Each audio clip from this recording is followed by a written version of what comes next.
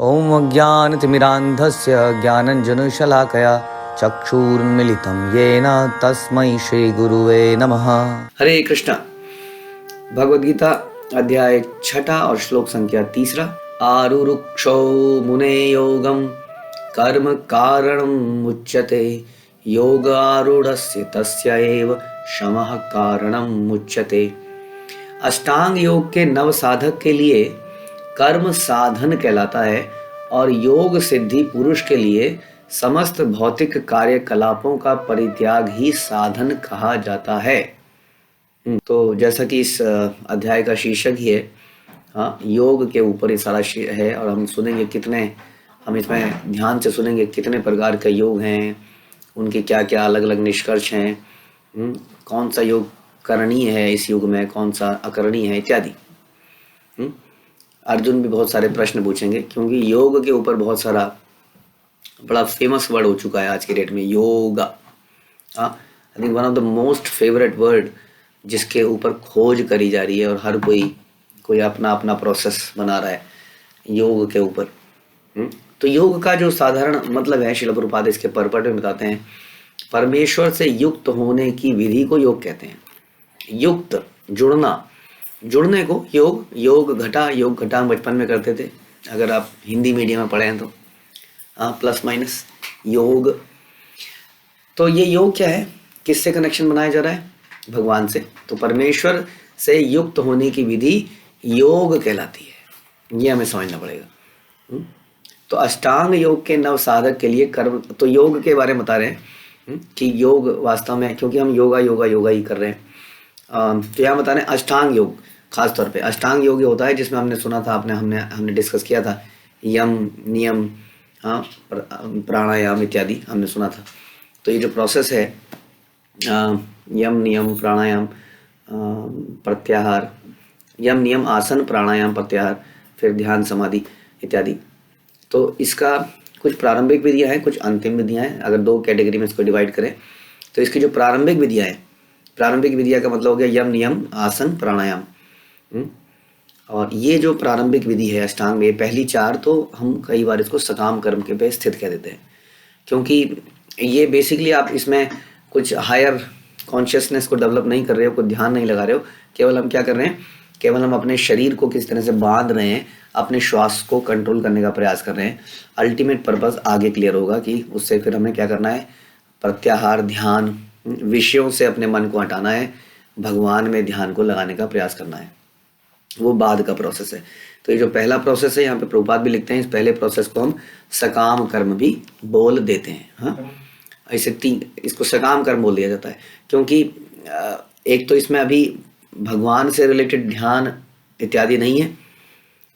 दूसरा एक और चीज़ है कि इस पहले का जो प्रोसेस है, आपने सुना, इस प्रोसेस में एक व्यक्ति को बहुत सारी यौगिक सिद्धियाँ मिल जाती हैं। जब हम इस प्रकार से आसन इत्यादि लगाते हैं तो कई सारी यौगिक सिद्धियाँ मिल जाती हैं, जैसा हम अक्सर डिस्कस करते हैं, और कई सारे योगी इन सिद्धियों को का प्रदर्शन भी करते हैं और लोग तालियां बजाते हैं।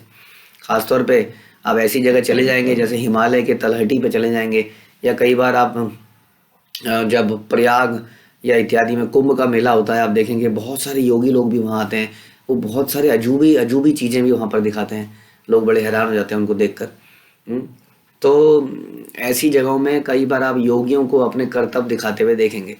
हाँ, तो इसलिए सकाम कर्म हो जाता है, क्योंकि यहाँ पर किसी को प्रसन्न करना, किसी को इन्फ्लुएंस करना, उससे कुछ पैसे ले लेने के लिए, ठगने के लिए, फॉलोअर बनाने के लिए, तो ये सकाम कर्म हो गया इस तरीके से। क्योंकि इससे जो सिद्धियाँ मिलती हैं उसकी वजह से मनुष्य अपने लॉन्ग टर्म गोल को भूल जाता है या भूल ही चुका है। आज की डेट में योगा करते ही इसलिए ताकि या तो शरीर स्वस्थ हो जाए या सिद्धियां प्राप्त हो जाएं। बहुत सारे लोग हिमालय की इत्यादि जगहों में आज भी जाते हैं, कई सारे हमने सुना है, वहाँ पे ऐसे लोग हैं, नागा बाबा इत्यादि लोग, जो ज़मीन से उठ जाते हैं। तो कई बार ये सिद्धियां प्राप्त कर लेने से हमारे अंदर डेफिनेटली, जब इतनी पावर व्यक्ति के पास हो जाती है कि वो ज़मीन से बैठे बैठे उठ जाए या पानी पर चलने लग जाए, तो उसका मन करता ही है कंट्रोल करने का। ऐसा ही व्यक्ति था जो कि भक्ति विनोद ठाकुर के समय में उसने अपने आप को महाविष्णु बोलना शुरू कर दिया। उसके बाद बहुत सिद्धि हो गई थी योग करते करते। वो जिस व्यक्ति को टच करता था हाँ, उसका बिगड़ी हुई बीमारी सॉल्व हो जाती थी। हाँ, उसकी बीमारी सॉल्व ठीक हो जाती थी। अब ये देख के उसके हजारों हजारों लोग फॉलोअर बनने लगे, क्योंकि वो बीमारी को दूर कर देता था। भगवान किसी शारीरिक बीमारी को दूर करने के लिए नहीं है, ध्यान रखिए। शारीरिक बीमारी को तो डॉक्टर भी दूर कर देता है। भगवान तो हमें जन्म मृत्यु के चक्र से छुड़ाते हैं वास्तव में। शारीरिक रूप से बीमारी दूर करने वाले तो बहुत सारे कर्तव्य लोग मिल जाएंगे जो टच करेंगे और आप ठीक हो जाओगे, लेकिन क्योंकि हमारा ज्ञान कम होता है तो हम उन्हीं को भगवान मान लेते हैं। तो इसलिए यहाँ पर यही बता रहे हैं कि अष्टांग योग के नवसाधक के लिए इसी से पता चल रहा है कि जो प्रारंभिक अवस्था है अष्टांग योग की, जिसमें आपने केवल यम नियम आसन इत्यादि किया, इसी से बहुत सारा स्वास्थ्य लाभ होने लगता है, फॉलोअर बन जाते हैं। आज देखिए, आप अगर यम नियम और आसन अच्छे से कर पाते हैं, बस इतना ही, यम नियम आसन में भी अगर आप आसन अच्छे से कर रहे हैं तो आज की डेट में आपके करोड़ों फॉलोअर बन सकते हैं, क्योंकि सारी की सारी शरीर कॉन्शियसनेस है। हर व्यक्ति अपने शरीर को सुडौल और खूबसूरत बनाना चाहता है या बीमारियों से दूर करना चाहता है ताकि वो ज़्यादा एंजॉय कर पाए। तो इसलिए ये जो नव साधक हैं, ये सब सकाम कर्म है, ये कर्म है, वास्तव में सकाम कर्म की बात कर रहे हैं। और योग सिद्धि पुरुष के लिए समस्त भौतिक कार्यकलापों का परित्यागी साधन कहा जाता है, यानी कि जो भक्ति में सिद्ध हो जाता है, सिद्ध जो योग में सिद्ध हो जाता है। एक तो होता है योगारूढ़, योगा, और एक है रुरुक्षु, योग रुरुक्षु और योगारूढ़। तो योग रुरुक्षु तो प्रारंभिक स्थिति है, और जब हम अंतिम स्थिति में पहुंचते हैं तो उस व्यक्ति के लिए कोई कर्म करणीय नहीं रह जाता, वो भौतिक कार्यकलापों का परित्याग रहता है। ध्यान रखिए, यहाँ पे शब्द प्रभुपाद ने यूज किया है, भौतिक कार्यकलापों का परित्याग करता है, यानी कि कोई भी कार्य भौतिकतावाद के लिए नहीं करता, भगवान की प्रसन्नता के लिए ही कार्य करता है। ये योग की चरम अवस्था है, चरम सिद्धि है। तो ये जो योग है, हम लोग इसको अलग अलग इसकी सीढ़ियाँ सुनते हैं, ज्ञान योग, ध्यान योग, भक्ति योग। कई बार हम इसको योगा लैडर भी बोलते हैं, जिसमें भक्ति योग सबसे ऊपर है, ज्ञान योग प्रारंभ में आता है। ज्ञान योग क्या है? ज्ञान योग है जानने की उत्सुकता। आज हम किसी भक्त से बात कर रहे थे, वो बता रहे थे कि कुछ भक्त, कुछ संसार में कुछ लोग ऐसे बोलते हैं, क्या जब कौन जानता है, किसने देखा है वैकुंठ, कौन जानता है कि वहां पर क्या है? तो आंसर ये है कि जानते नहीं हैं तो जानने की लालसा तो होनी चाहिए ना। हमने प्रश्न पूछा, किसने माँ के पेट में उनको दूध पिलाया, बताइए। माँ ने चलो पैदा होने के बाद तो दूध पिलाया, माँ मेरी मम्मी थी, मेरे लिए बहुत बढ़िया बढ़िया डायपर लाई, मुझे बहुत बढ़िया क्वालिटी का दूध पिलाती थी, लेकिन पेट में तो दूध नहीं पिलाती थी ना। कौन दूध पिलाता था? 9 महीने तक किसने खिलाया पिलाया कि कोई नहीं जानता है। माँ को जब भूख लगती थी, माँ ने खाया, माँ सो गई, लेकिन अंदर कौन खिला रहा है, कौन पिला रहा है, क्या इतनी जानने की जिज्ञासा नहीं होनी चाहिए इंसान की? कोई व्यक्ति, माना आप घर में रहते हैं, ठीक है, और आप माना कोरोना पेशेंट हैं, ठीक है, आप घर में बंद हैं, लेकिन और घर में सबको भयंकर कोरोना हो चुका है, सब बीमार पड़े हैं, कोई खाना बनाने के लिए नहीं है, लेकिन अचानक से एक थाली बाहर से आती है, आपके आगे सरका दी जाती है, और आपके घर वालों को प्रसाद दिया जाता है, और इस तरीके से आपको 15 दिन तक प्रसाद कोई देता जा रहा है, थाली अंदर आती जा रही है।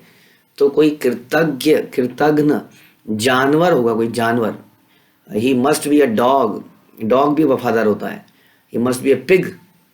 जो व्यक्ति ये जानने की लालसा ना करे कि भैया 15 दिन तक किसने मुझे खाना खिलाया था, कृपया मुझे उससे मिला दीजिए एक बार, I want to see that person, मैं उस व्यक्ति का चरण छूना चाहता हूँ, उस व्यक्ति से अपना आभार प्रकट करना चाहता हूँ। लेकिन जो डॉग होगा, जो पिग होगा, जो जानवर होगा, वो कहता है हु केयर्स, मैं ठीक हो गया, अब मैं एंजॉय करने निकलता हूँ। ऐसी प्रवृत्ति हो गई है इंसान की, क्यों नहीं हुई है? क्या सारे लोग ऐसे नहीं हो गए? क्या वो जानने का प्रयास कर रहे हैं कि किसने खिलाया उनको माँ के पेट में? वास्तव में कम से कम इतना तो सोचिए, कौन उनके शरीर के अंदर की सारी इंद्रियों को चला रहा है, कौन पेट की पाचन क्रिया को चला रहा है, कौन इस दिल को धड़का रहा है, वास्तव में कौन है शक्ति का संचार कर रहा है? उसको जाने बिना हम उसको थैंक यू भी नहीं कहना चाहते हैं।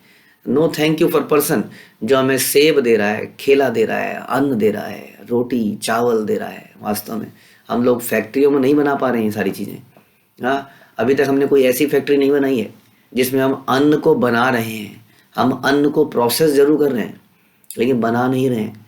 हाँ, तो जो व्यक्ति प्रदान करने वाले के लिए थैंकफुल ना हो, उसको जानने का प्रयास ना करे और सिंपली बोल दे किसने देखा है, तो वो व्यक्ति अव्वल दर्जे का जानवर है जो कि मनुष्य के शरीर में घूम रहा है।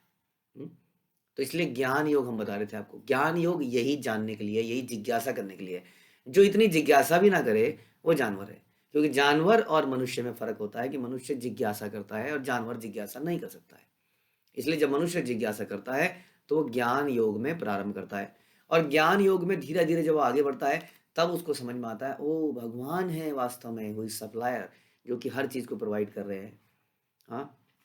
जिन्होंने मेरे को माँ के पेट में जन्म दिया वास्तविक रूप से, वो हैं भगवान, मैं उन्हीं का अंश हूँ। ये जब उसको ज्ञान हो जाता है, तो वो या तो ध्यान में लग जाता है या भक्ति योग में लग जाता है। ऐसा ज़रूरी नहीं है कि भक्ति योग करने के लिए पहले ध्यान योग लगाना ही पड़ेगा, क्योंकि ध्यान 2 तरह का हो सकता है। एक तो होता है ध्यान आप बैठ के ऐसे ध्यान लगा रहे हैं, माना भगवान पर ही लगा रहे हैं। हाँ, आप एकदम से आँखें बंद करके अंदर से भगवान के प्रति चिंतन कर रहे हैं, कृतज्ञता महसूस कर रहे हैं, सोच रहे हैं कि भगवान ने मुझे क्या-क्या दिया है। और एक व्यक्ति ऐसा है जिसने भगवत गीता को पढ़ा, उसमें लगा भगवान ने लिखा मेरे नाम का प्रचार करो, मेरा नाम जपो, प्रसाद बाँटो इत्यादि। अब वो बड़ी तल्लीनता से इस काम में लग गया। अब वो बैठ के तपस्या नहीं कर रहा है, ध्यान नहीं लगा रहा है, लेकिन पूरा ध्यान इसी सेंटेंस में है जो भगवान ने गीता में लिखा है। दैट इज द बेस्ट ध्यान, क्योंकि इस ध्यान में प्रेम भी है। क्यों, कैसे प्रेम है? क्योंकि आप उसकी कई भी बातों को पूरा करने के लिए तल्लीनता से लगे हो। इसलिए ये जो मेडिटेशन है, ये बेस्ट मेडिटेशन है। इस मेडिटेशन में दोनों चीजें हैं, इसमें ध्यान और प्रेम दोनों जुड़ा हुआ है। हुँ? ध्यान कैसे है? क्योंकि आप उसके लिखे हुए एक-एक सेंटेंस को पढ़ रहे हो, जैसा हम भगवद गीता को पढ़ रहे हैं, और उसको अपने जीवन में लाने का प्रयास कर रहे हो। ये मेडिटेशन ही तो है। हाँ? और प्रेम है क्योंकि उसकी प्रसन्नता के लिए ऐसा करना चाह रहे हो। तो इसलिए ये जो हम जो योगा लैडर कहते हैं, चाहे आप ज्ञान से शुरू कीजिए, चाहे कहीं से भी शुरू कीजिए, इसका अंत भक्ति योग ही होना चाहिए। हुँ? और अक्सर थोड़े से ज्ञान से शुरू होता है। भक्ति योग के लिए भी थोड़ा-सा ज्ञान आवश्यकता होता है। गुरु की शरणागति इतना ध्यान में आ जाए कि मुझे गुरु की शरणागति करनी है, जैसा बोलेंगे वैसा करना है, शास्त्रों पे बिलीव करना है, बस इतना। उसके बाद आगे वो भक्ति योग के प्रोसेस शुरू करता है और भक्ति योग के प्रोसेस करने से उसके अंदर ज्ञान अपने आप और ज़्यादा पैदा होने लगता है। क्योंकि भगवान उसके हृदय में बैठे हैं। हाँ, तो उसके हृदय में, जैसे ब्रह्मा जी के हृदय में भगवान ने ज्ञान डाला इस सृष्टि को रचने के लिए, वैसे हमारे हृदय में भी भगवान चैत्य गुरु के रूप में हमें रियलाइजेशन देते हैं, हमारी आंखें खोलते हैं और हम चीज़ों को समझ पाते हैं। तो ऐसा ही बताया।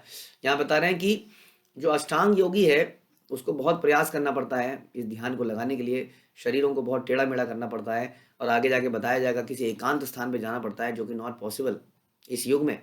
लेकिन कृष्ण भावनामृत व्यक्ति प्रारंभ से ही ध्यान में लग जाता है, क्योंकि वह निरंतर कृष्ण का चिंतन करता है। फॉर एग्जाम्पल, हम भगवान का नाम जपते हैं, तो हम क्या कर रहे हैं?